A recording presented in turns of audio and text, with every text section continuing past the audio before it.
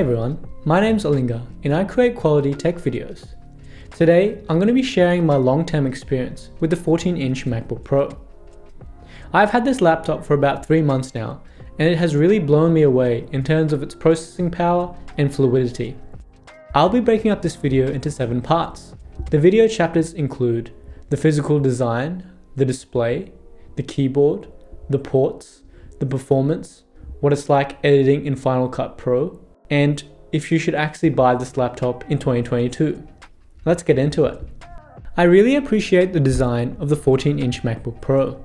The flat edges and the curved corners creates a very unique and sturdy look. The design is also very functional. The hinge on the MacBook Pro is held up very well and has no hitches or issues after 3 months of heavy use.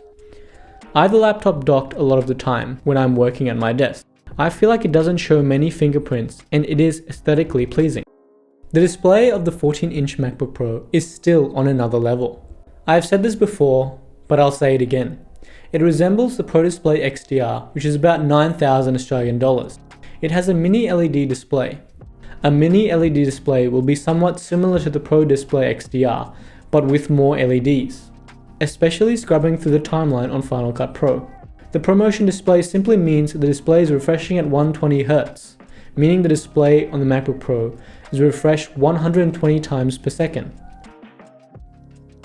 The keyboard has been very satisfying to type on. I use it all the time when I go to university or when I want to get some work done on the couch. It has a nice tactile feel to them, with enough key travel to be ergonomic. I also like the black part of the keyboard underneath the actual keys. The backlighting of the keys is also very useful when using the MacBook Pro at night. The Mac automatically detects when there is low light and turns the backlighting on accordingly. Overall, I'm glad Apple moved on from the butterfly switches to the regular scissor switches. Over the 3 months, there have been no signs of wear and tear, and I haven't seen any oil marks either. The ports on the 14-inch MacBook Pro have been very convenient. Before purchasing the 14-inch MacBook Pro, I needed to use dongles to get any creative work done. Now, I don't use a single dongle and all the ports that I would need to use are here. I use the Thunderbolt ports, USB-C ports, SD card reader, and the headphone jack. This is very convenient when I have the laptop docked and plugged into my monitor. The SD card reader has been very useful, as I can put my SD card straight into the laptop instead of plugging in a dongle every time. Overall, I don't think I would need any other ports, as all of my needs are being met with the current port setup. The performance of the 14-inch MacBook Pro has held up very well. When using my previous device, I had a lot of hiccups when video editing due to the processing power and the RAM.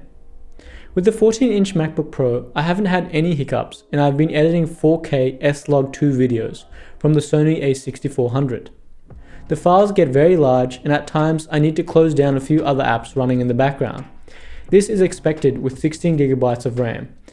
If you want to have many apps open and edit 4K videos concurrently, then I would suggest upgrading the RAM. For my needs, the base model configuration is more than enough. I don't feel like I have been able to push this device to its limits.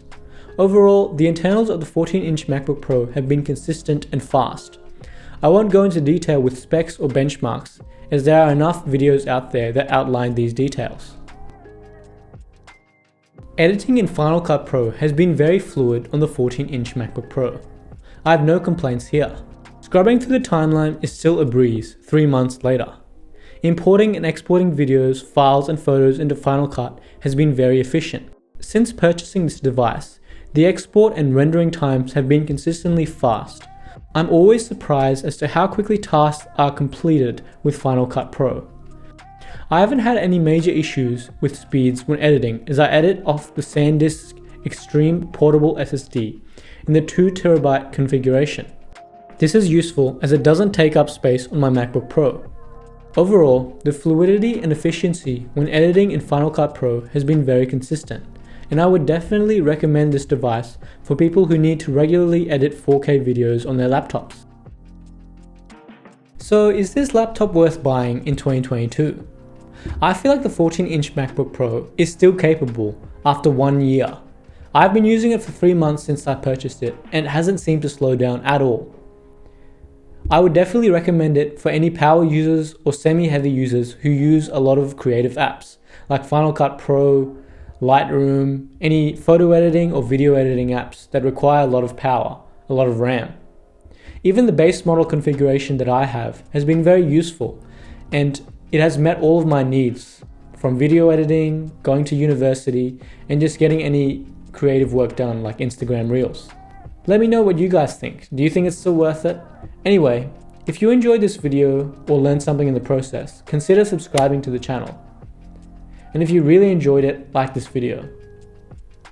Anyway, see you in the next one. Peace.